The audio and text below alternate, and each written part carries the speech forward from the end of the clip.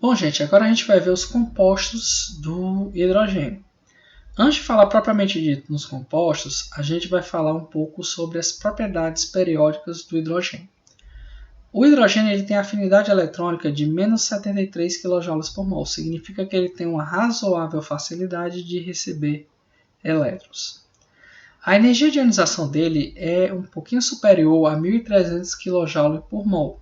O que significa isso? Que o hidrogênio ele tem uma dificuldade muito grande para perder elétron. Ele não vai perder um elétron à toa, ele vai precisar de alguns fatores que auxiliem ele a formar um cátion monovalente. A eletronegatividade dele é 2,2. Se a gente lembrar que a escala máxima de Pauling para a eletronegatividade vai de 0 até 4, que é a eletronegatividade do flúor, o hidrogênio ele vai ter um valor de eletronegatividade acima da média. Então, vamos agora para os compostos. A primeira classe de compostos que a gente vai estudar são os hidretos. O que é que são hidretos, gente? Eles vão ser compostos, normalmente binários, formados por hidrogênio e algum outro elemento. A gente vai ver que tem algumas exceções de compostos que não são binários, que também são considerados como hidretos. Quanto ao tipo, como é que os hidretos são classificados? São classificados de 4 tipos: iônicos ou salinos, covalentes ou moleculares, metálicos ou intersticiais e intermediários. Então vamos ver o que caracteriza cada um desses hidretos. Começando pelos hidretos iônicos ou salinos.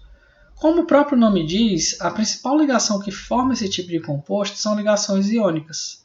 Quando é que é formado um hidreto iônico? Quando você tem a união do hidrogênio com algum elemento da família 1A ou os elementos cálcio, estrôncio e bário.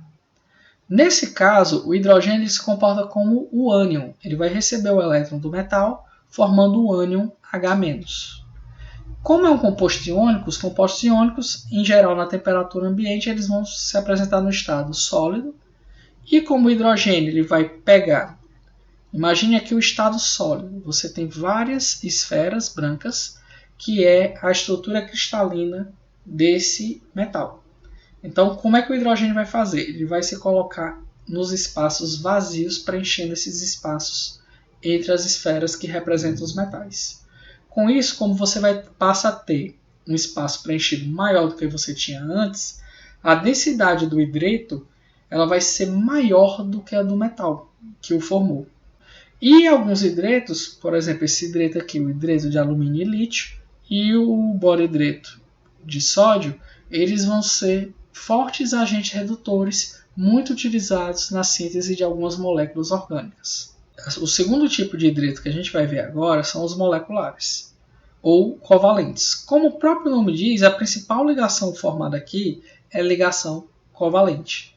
Normalmente vão ser formados com elementos do bloco P e o hidrogênio. Como são compostos moleculares, eles vão ter alta pressão de vapor e, consequentemente, eles vão ser compostos geralmente voláteis.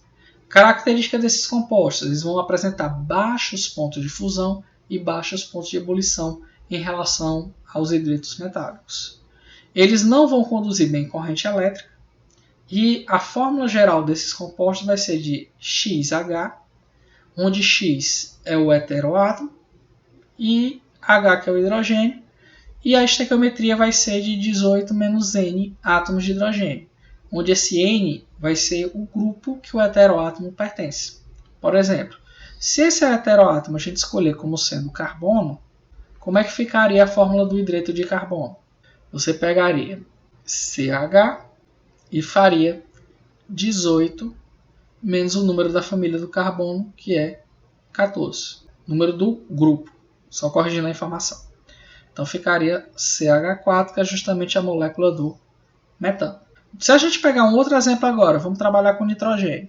Se a gente pegar NH, aí vai ficar 18 menos o número do grupo do nitrogênio. O grupo dele é o 15, então vai ficar 15.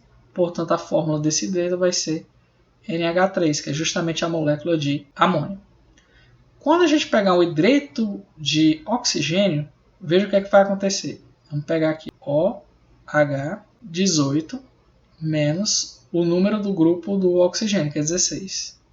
Então a gente vai ter o OH2, também conhecido como H2O, que é a molécula de água.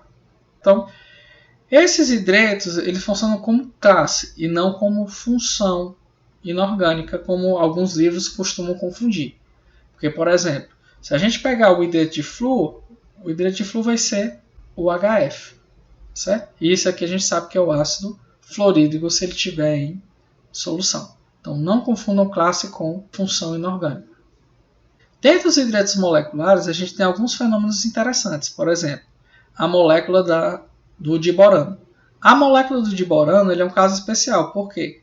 Você consegue unir duas moléculas de BH3. Você tem um BH3 que é chamado borano.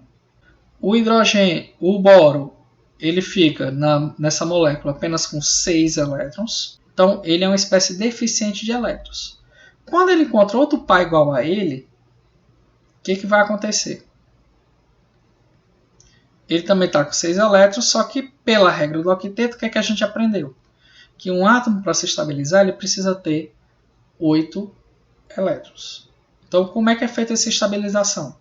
As duas moléculas elas se juntam para formar essa molécula maior aqui. Onde essa molécula maior, vamos representar aqui 2 átomos de hidrogênio, aqui em perspectiva, esse saindo do plano e esse entrando no plano. Aqui você tem um boro. No plano onde eu estou desenhando, você tem o hidrogênio, um em cima e um embaixo. E aqui embaixo você tem outro hidrogênio. Então vai ficar essa estrutura aqui. Nessa estrutura aqui, o que vai acontecer? Como é que é feita essa ligação? Essa ligação aqui ela não é uma ligação inteira. Ela só contém um elétron. E aqui você vai ter o outro elétron da ligação. Então o que vai acontecer aqui? É como se o elétron ele estivesse se movimentando nessa ligação. Aí, tanto que essa ligação aqui, por ter só um elétron, ela acaba sendo um pouco mais longa que o normal. Se a gente olhar aqui para o desenho, a ligação normal é de 119 picômetros. Já quando você tem essa ligação central vai ser 1300 ou vai ser 131 picômetros. O que significa isso? Se a ligação é maior, é porque ela é mais fraca, portanto ela tem menos elétrons. Então aqui você vai ter 3 átomos ligados por apenas 2 elétrons. Também é chamada de ligação 3 centros, que são os átomos, 2 elétrons. Essa ligação ela também pode ser chamada, alguns livros chamam de ponte de hidrogênio. Não confundir com ligação de hidrogênio. A ponte de hidrogênio ela é formada quando o hidrogênio está ligado a um átomo que não consegue normalmente atingir o octeto, e normalmente esse átomo ele vai ser menos eletronegativo que o hidrogênio, como é o caso do boro. A ligação de hidrogênio é quando o hidrogênio vai se ligar com um átomo que seja mais eletronegativo que ele. Então, continuando. O terceiro grupo de hidretos que a gente vai ver agora são os hidretos metálicos ou intersticiais. Eles, em geral, são formados com os metais de transição, dos grupos 3 até o grupo 8, os terras raras e os actinídeos. Como é que eles são produzidos? Você tem o aquecimento do metal e, em seguida, você tem o gás passando por dentro desse metal aquecido. Então, o que vai acontecer aqui? Você tem a superfície do metal e, na hora que o hidrogênio passar, a ligação ela vai se enfraquecer e acaba formando ligação do hidrogênio com o metal. Então, essa ligação ela é caracterizada, ela pode ser classificada como ligação tipo metálica. Ela vai ter propriedade, o composto ele vai ter propriedades semelhantes dos metais, vão ser duros, vão ser brilhosos, vão produzir corrente elétrica. Eles vão continuar apresentando, se já tinham antes, continuam apresentando propriedades magnéticas. Vão ser menos densos do que os metais. Por que eles vão ser menos densos? Porque se você tem um cubo aqui do metal, o que vai acontecer? Vamos supor que o metal é um cubo. Na hora que o hidrogênio ele começa a se depositar na superfície do metal, o volume do metal ele vai aumentar. Como a massa do hidrogênio é muito pequena, não é um elemento de alta densidade, a densidade do composto todo ela passa a diminuir. Então é por isso que esse tipo de hidreto ele vai ser menos denso do que o metal que deu origem a ele. Normalmente eles vão ser compostos não estequiométricos. O que significa isso? Eles não vão ter uma proporção exata de formação. E o que acontece? Quando você tem a formação da ligação com a superfície do metal, parte da densidade eletrônica que estava ajudando a ligação metálica, ela sai de dentro do metal para formar a ligação com o hidrogênio. Então, como está saindo elétrons de dentro do metal, a ligação metálica enfraquece e os metais acabam ficando mais quebradiços. Agora a gente vai ver a quarta classe de hidretos, que são os hidretos intermediários. Então a gente tem desses hidretos intermediários o BH2. Ao contrário do que a gente pensa no estado sólido, o BH2 ele não é uma molécula diatômica de hibridação sp. Ele vai se apresentar como sendo um polímero ligado por pontes de hidrogênio, ou, se você preferir, ligações de 3 centros e 2 elétrons, como a gente está vendo aqui. Você vai ter 3 centros de berílio e um átomo de hidrogênio ligados por 2 elétrons. Então, isso aqui, no estado sólido, vai formar uma longa cadeia polimérica. Além disso, esses hidretos intermediários, você tem o MgH2, o hidreto de magnésio.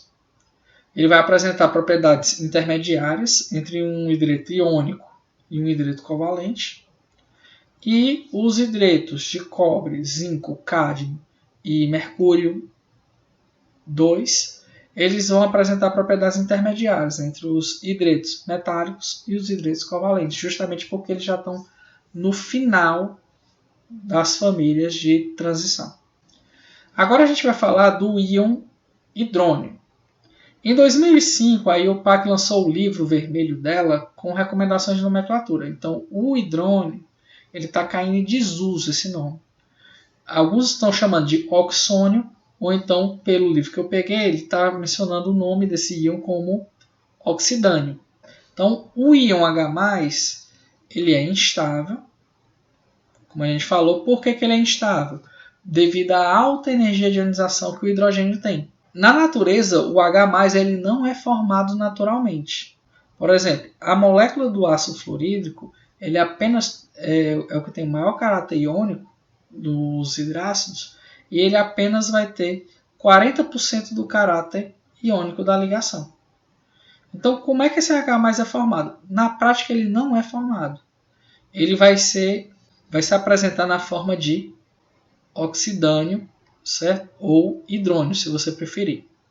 Professor, por que vai ser formado isso daqui? Porque como ele precisa de muita energia para perder o elétron, é necessário que um outro processo pague essa parte de energia. Você imagina que isso aqui é uma conta que você tem que pagar, só que para ter uma conta, você conseguir pagar uma conta, você tem que ter o quê? Dinheiro. Ou seja, essa energia gasta para tirar esse elétron, ela tem que vir de algum canto. E de onde é que ela pode vir? Ela pode vir da solvatação, ela pode vir da coordenação, que é a ligação com metais de transição, ou ela pode vir de uma ligação covalente. Então, no caso do hidrônio, o que acontece?